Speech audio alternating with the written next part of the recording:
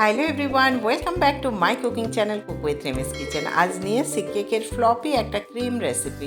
তার জন্য আমি আমুলের ফ্রেশ ক্রিম ব্যবহার করছি। আপনারা যে কোনো ব্র্যান্ডের ক্রিম ব্যবহার করতে পারেন, তবে অবশ্যই এটা ফ্রিজারে থাকতে হবে। আর ডোরে কখনো রাখবেন না ক্রিমটা, তাহলে খারাপ হয়ে যায়। আর আমি এখানে 300 ওয়াটের একটা ইলেকট্রিক বিটার নিয়ে নিয়েছি।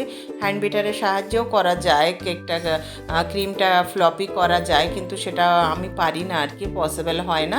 ইলেকট্রিক বিটারই বেটার হয়। আর আমি কিছুটা আইস কিউব নিয়ে নিয়েছি, তার উপরে একটা স্টিলের বাটি রেখেছি। আমার যতটা ক্রিম প্রয়োজন আমি ততটা নিয়ে নিচ্ছি। আমার পুরো ক্রিমটা লাগবে, তার জন্য আমি পুরোটা এইভাবে খুলে কেটে আমি নিয়ে নিচ্ছি।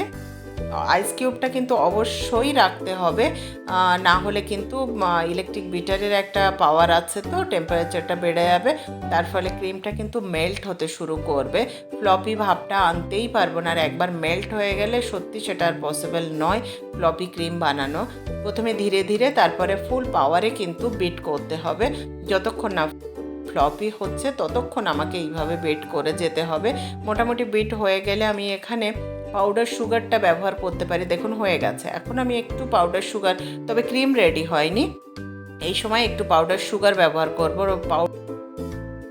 আর জল জাতীয় কোনো জিনিস অ্যাড করা যাবে না। যদি আপনি কোনো এসেন্স ব্যবহার করেন সেটা করতে পারেন 1-2 ড্রপ। আর যখন কালার অ্যাড করবেন তখন লিকুইডটা একটু অ্যাভয়েড করবেন। আমি এখানে পাইনাপেল এসেন্স ব্যবহার করছি। আর লিকুইড কালার অ্যাড করবেন না, চেষ্টা করবেন পাউডার ফুড কালার যেটা হয় সেটা অ্যাড করতে, তাহলে ক্রিমটা কিন্তু পারফেক্ট থাকে। দেখুন আমার ক্রিম একদমই রেডি হয়ে গেছে। এই সময় আপনি কালারটা অ্যাড করতে পারেন, তবে অবশ্যই পাউডার কালার যেটা হয় ফুড কালার সেটা ব্যবহার করবেন। আমি সেটাই করি, দেখিয়ে দিলাম একটু। আমার ক্রিম রেডি হয়ে গেল, কেমন লাগলো অবশ্যই জানাবেন।